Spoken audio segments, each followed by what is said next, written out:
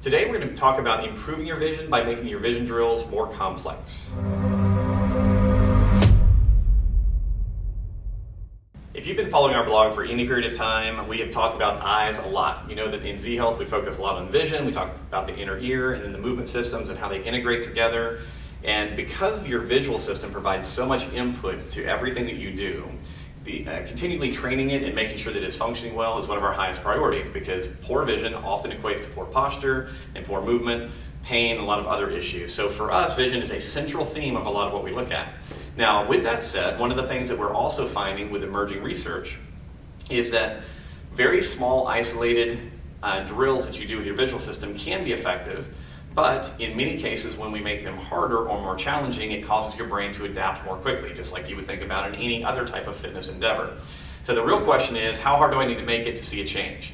And so one of the things that I want you to understand is if you've already been doing pencil push-ups and eye circles and eye spirals and all the stuff in the Vision Gym product, one thing that you want to consider adding to all of this is the addition of other body movements to your visual drills.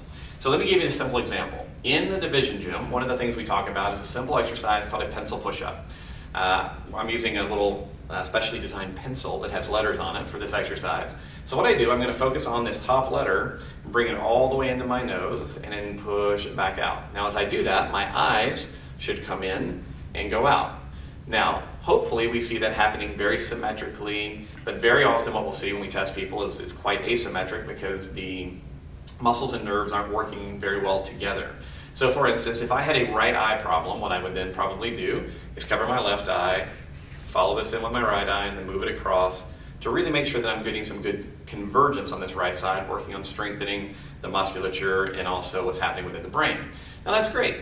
However, in many cases, once you've been doing vision drills for some time, we need to complicate them so that your brain continually pays attention.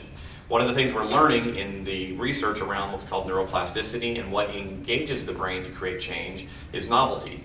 We need things to not be boring. We need to make sure that the brain says, hey, this is important. So very, very simple idea that you can add into all of your vision work is combining your vision drills with head movements.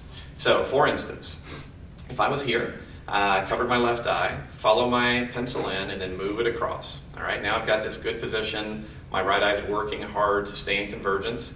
Now I'm going to begin doing basic head mobility while maintaining that position. All right, so I've done rotation. I'll reset. Now, flexions and extensions. Now reset. Lateral tilts. And one of the greatest challenges to things like this is you're adding in the need to control the head and neck and make the eyes and head and neck work together. Now there's some anatomical pathways that are involved in all of that, so it's really, really essential, like I said, to consider adding in some movement complications or movement challenges. Once I've done that with one eye, now I may go back, join the eyes together, and repeat the same things. It's actually a very interesting or intriguing process. And very often what will happen is you'll find specific portions in your neck movement where all of a sudden something that was clear now becomes blurry. And what that's telling us is that our coordination, the muscles of our eyes and how that's sending information to the brain is perhaps being challenged by that specific position. So it is something you need to explore. Now the next level of all that is once you've achieved some success with maintaining those drills with head and neck motion, now you might want to add movement to it. So final example would be to do a pencil push-up, turn my head left, and then walk. And walk backwards. Turn my head right, walk backwards. This is one of the things that I encourage people to do. I'm always trying to get our clients to walk and move more. So the addition of your vision work to walking, as long as you can do it in a safe environment, again, challenges the brain in a very different way that's much more relevant to how we actually use our eyes and our body together in real life.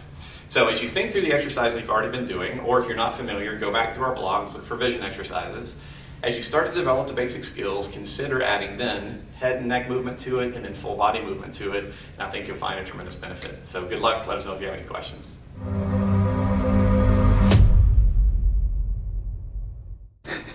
In your training, we're going to try that again. Well, that was a hard word, apparently. I'd use this thing if it worked. You can tell today.